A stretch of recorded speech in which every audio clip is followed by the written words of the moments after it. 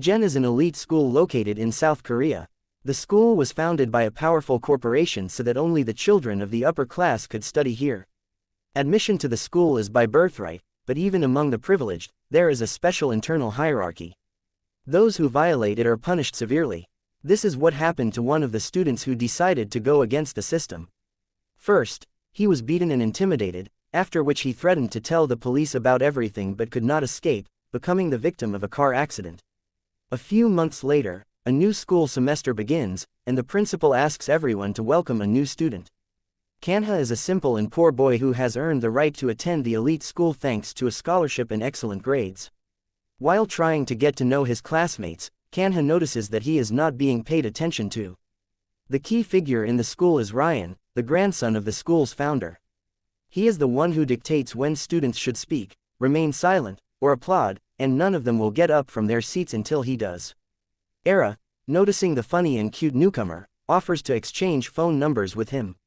Trying to settle into his new school, Kanha searches for his class and a place at a desk, but he is chased away like an outcast. He's poor, and the others don't want to see or hear him, so they defiantly ignore him. Meanwhile, the elite students are relaxing in a separate room, discussing Jay, a girlfriend who left for the US 3 months ago.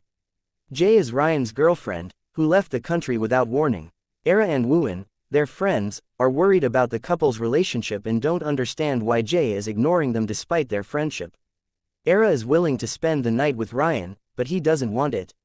In the evening, Jay contacts them and informs them of her arrival in Korea. Era meets her friend at the airport and suggests a joint gathering, but Jay proposes meeting at the racetrack the following day. She spends the next morning with her family and their close friends and business associates.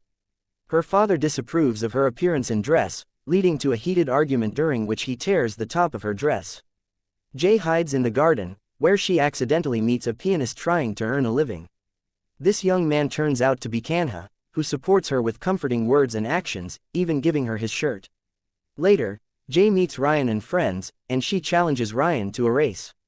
The winner will get to make a wish for the loser. Ryan accepts, and they begin the race. Jay drives aggressively at top speed, and at one point, she nearly has an accident, causing Ryan to veer off track. Jay wins the race and, as her prize, declares she wants to break up, saying she no longer loves him. The next morning, Kanha finds out that he and Jay are classmates.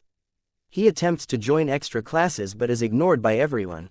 The elite students ask the headman to explain the school's hierarchy to him, stating that those who don't comply could face severe consequences. Kanha learns that he took the place of a former student who died under mysterious circumstances. Despite the ominous warning, Kanha smiles and returns to the podium to greet the elite students, impressing Era with his boldness. She invites him to a party at her country house. That evening, a car arrives to pick up Kanha and take him to the party. The students react with obvious disdain, believing he doesn't belong there. Seeing him, Era suggests a game of Russian roulette with a few shots of alcohol, one of which contains a surprise. When Kanha drinks, it becomes clear that something was added to all the shots except Era's. He becomes sick and dizzy, struggling to regain consciousness in the bathroom. Despite feeling unwell, he notices Jay is also present at the party, and he becomes intrigued by her. After receiving a message, Jay goes to meet Ryan, who has been waiting for her, hoping to discuss their relationship. Meanwhile, Kanha, Era, and others play a game of truth or dare. When it's Kanha's turn, he is asked if there's a girl he'd like to spend the night with. He chooses dare, and he is asked to kiss one of the girls present, with everyone openly hinting it should be Era. However, Kanha leaves in an unknown direction. It is soon revealed that the deceased student was Kanha's brother, whose funeral he endured with great difficulty. Kanha is determined to avenge his brother and punish those responsible, believing Ryan may have played a part in his death.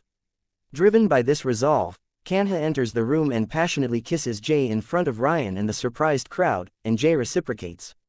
The following morning, Ryan recalls the events of the previous night, including slapping Kanha for his boldness. Meanwhile, Wooin secretly spends the night with teacher Han, fearing exposure as the couple meets in a rented apartment.